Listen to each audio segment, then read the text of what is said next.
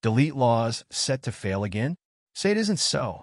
Never serve the defendants in the Ohio and Nevada lawsuit after demanding the court give him more time to serve those defendants. Did his PTSD prevent him from taking action after the original Ohio lawsuit was dismissed with prejudice? Craig Henry continues to dominate the crowd-sourcing charts for the year. But how is he doing at mid-month? Will his record take for January be surpassed by February's take? Plus, Floyd Wallace ponders dropping a sex tape on Twitter as he's preparing to go to jail in Oklahoma. Will fans tune in for his self-shot sexcapades with a Colombian police officer? All this and more in this edition of Auditing Insanity.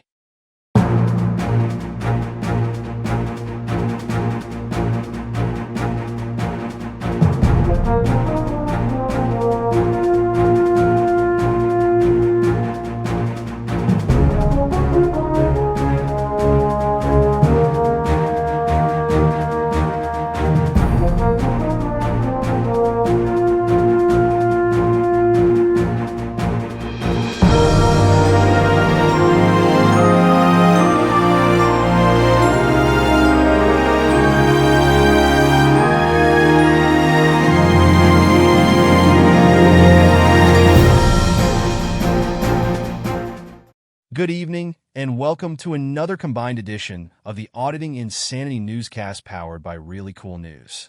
I'm AI Johnny Jones, and I'll be taking you through news stories for Friday, February 14th, and Saturday, February 15th, 2025. The dog days of February continue as we're watching the markets and audits dwindle. There really isn't a lot of new content out there to report on, and the market is shot because of it. We're down to 2 days before we can officially retire the crowdsourcing column, and we're looking forward to a long winter's nap when it comes.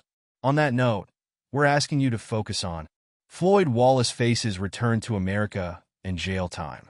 Floyd Wallace appeared terrified on his Friday afternoon live stream, the last before he was scheduled to return to the United States, and perhaps the last before he is scheduled to report to a Cleveland County, Oklahoma, courtroom to accept his fate for a long-delayed charge of interference with a police officer. Longtime readers will remember the summer of 2023. Wallace had become Jose "Chili" DeCastro's protege after an arrest in Las Vegas, Nevada, brought the two together.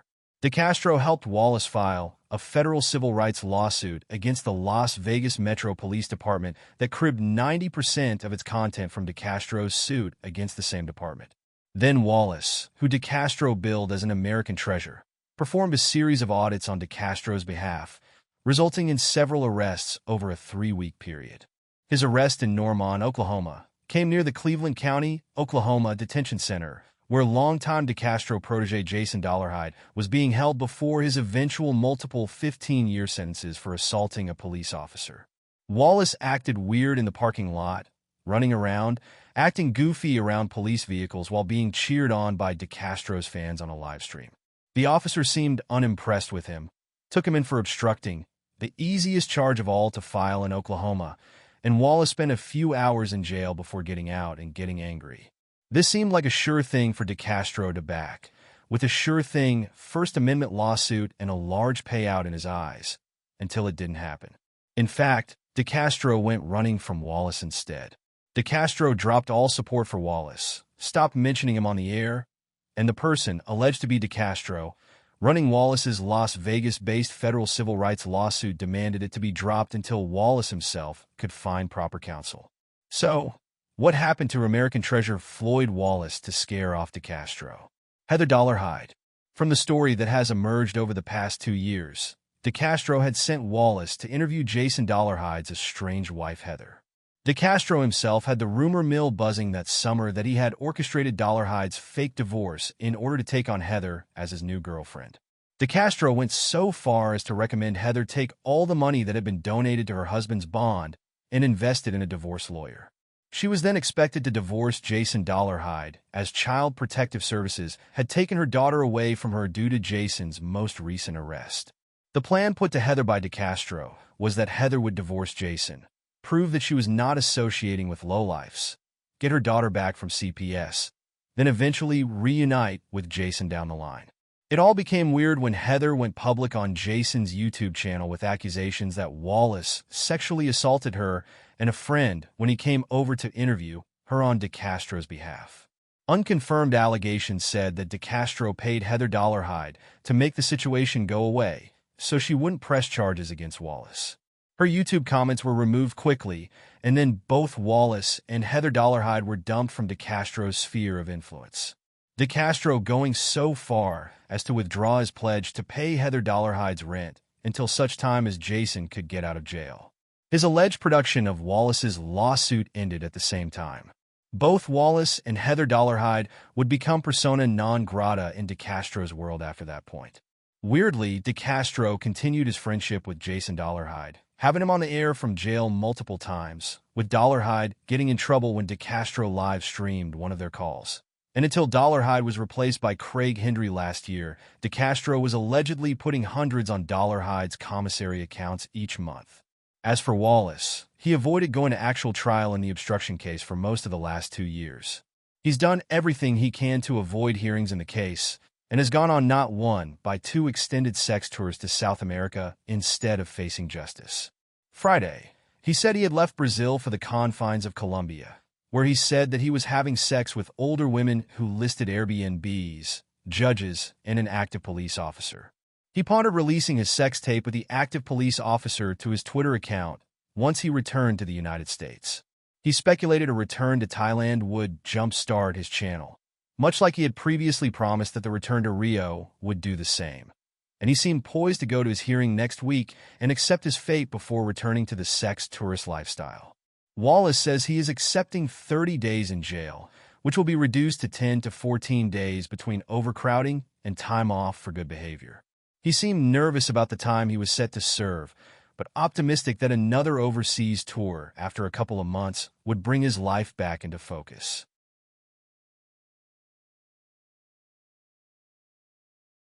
Can Craig Hendry continue to dominate in 2025? In the freezing month that has been February in the Northern Hemisphere, things have been dead both news-wise and market-wise as we turn our attention to the mid-month report, and things are grim, at best.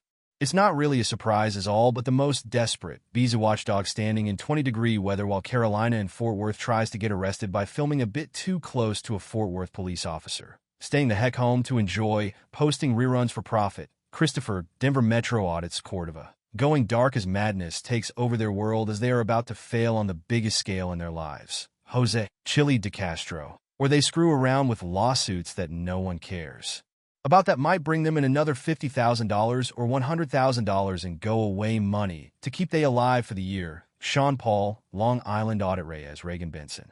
For the year, Craig Hendry continues to dominate. His To Support Craig's Work Fund is overall in the lead for the combined month and a half that is 2025. That campaign took in $1,475 to lead the year so far and has taken in twice that of its closest competitor, our own ongoing expenses campaign, which sits at $665 for the month. The monthly total tells a different story. The market was again dead for a 5th straight day. 2 more days like this, and we may be able to retire this column once and for all. Things are bleak for the month, especially in Hendry's sphere of influence. Hendry's Support Craig's Fight Against Injustice campaign is, simply put, dead. The campaign to get Hendry a lawyer for his appeal of his late 2024 conviction for felony stalking jumped all the way up to $885 in total donations through the work of Hendry and his team, and then died. The campaign itself hasn't had a new donation in over 3 months and is hampered by the fact that Hendry quietly had a public defender assigned to his appeal and didn't need the $15,000 he was seeking after all. His fans have turned their attention to his To Support Craig's Work Fund, with Jose, Chili DeCastro, and others directing fans to support Hendry there. However, even that one has had problems as it's only taken in $65 for the month to earn 3rd place out of 4 campaigns that have seen donations for the month. That's right, folks. Only 4 campaigns have been active in February. 4th place goes to Lane Myers, whose legal defense campaign has taken in $5 for the month. His new $20 donation never posted to his account, and he's sitting at -$5 for the year. First and second place are a tie between our own ongoing expenses account and Sean Paul, Long Island Audits, Reyes support the fight against tyranny and corruption campaign, both with $100 donations for the month. Reyes technically has more donations thrown his way, as ours was a single donation for the month, but both aren't setting the world on fire as the world freezes around us all. In 2 days' time, we can walk away from all of this as the 7 goose egg rule has been enacted, and it all will go away. But then what would we do with ourselves at 3 o'clock in the morning? Ah, glorious days to come. Journalism is not free. Both ReallyCoolSite.org's daily newspaper and our daily newscasts are funded by your continuing donations and what we make from our YouTube AdSense revenue each month. If you'd like to contribute to help us keep the lights on, eating, keeping the cats fed and writing news stories to feature on both the newspaper and newscast each day, we do have a GoFundMe set up at the address on screen right now. If you can't afford to contribute, please watch the advertisements on our videos, like, share, subscribe, and comment. You can help by doing next to nothing, and we thank you in advance for pitching in.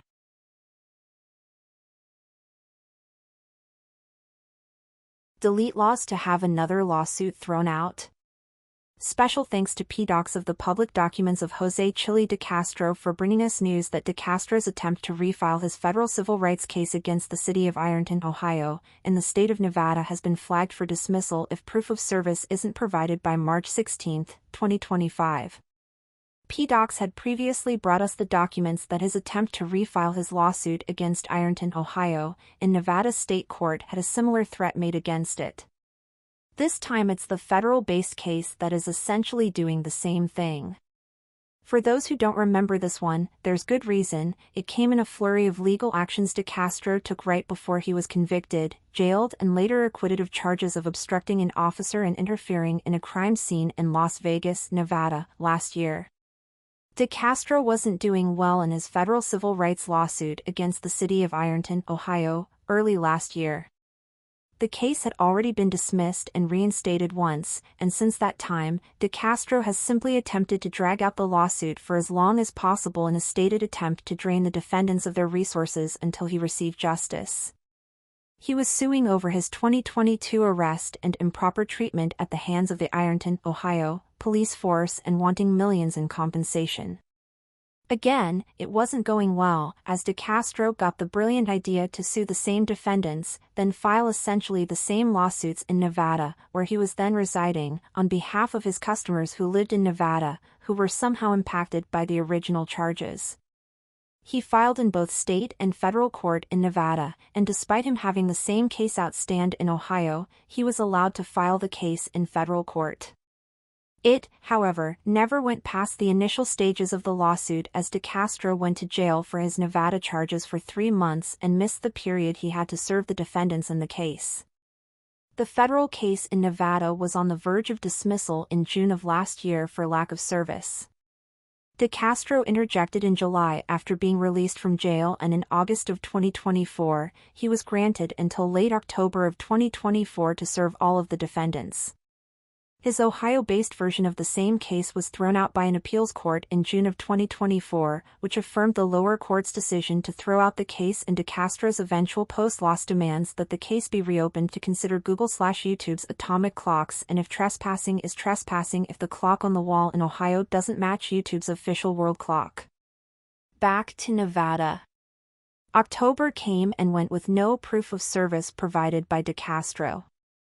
The lawsuit had laid dormant until Friday, when the clerk of the court sent out a notice of an intent to dismiss the lawsuit on March 16, 2025. From the wording of the document, de Castro will have the case dismissed if he does not show that he had served the defendants by the previous deadline, or if he can't present another compelling reason why he missed the previous deadline. De Castro has been out of touch with his fanbase for most of the past few weeks, as he claims he is working on his Constitutional Law Scholar board game. It is unclear if he is aware of his pending deadlines, and while he has claimed to have been suffering from PTSD since his release from jail, it is unclear if PTSD will be accepted by the court as why he has failed to move forward with serving the defendants. We will continue to monitor this case and will update once the docket updates.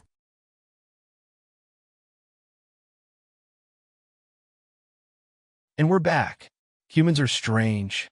Yesterday, our own nightly 8 p.m. live stream was apparently in conflict with Mark the Sarcastic Rat Fink's occasional live stream devoted to his poop shoot. We, in our own charming way, gave up the night and rescheduled our live stream until next week. We also went ahead and grabbed a placeholder image and scheduled a series of Mark tributes as placeholders for the 8 p.m. Eastern Time hour on Fridays for every week from now until June.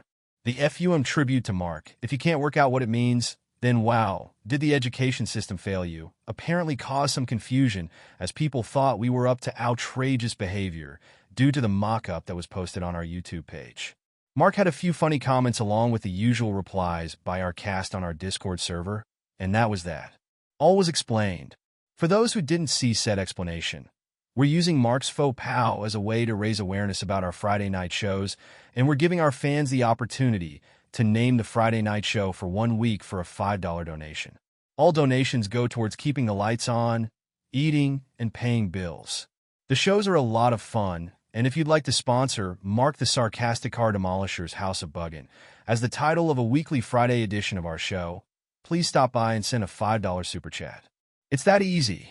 Unless otherwise stated, show names will run in order of super chat donation. On that note, we're back to enjoying the snow. It's getting deep in some of these parts, y'all. Have a wonderful night all.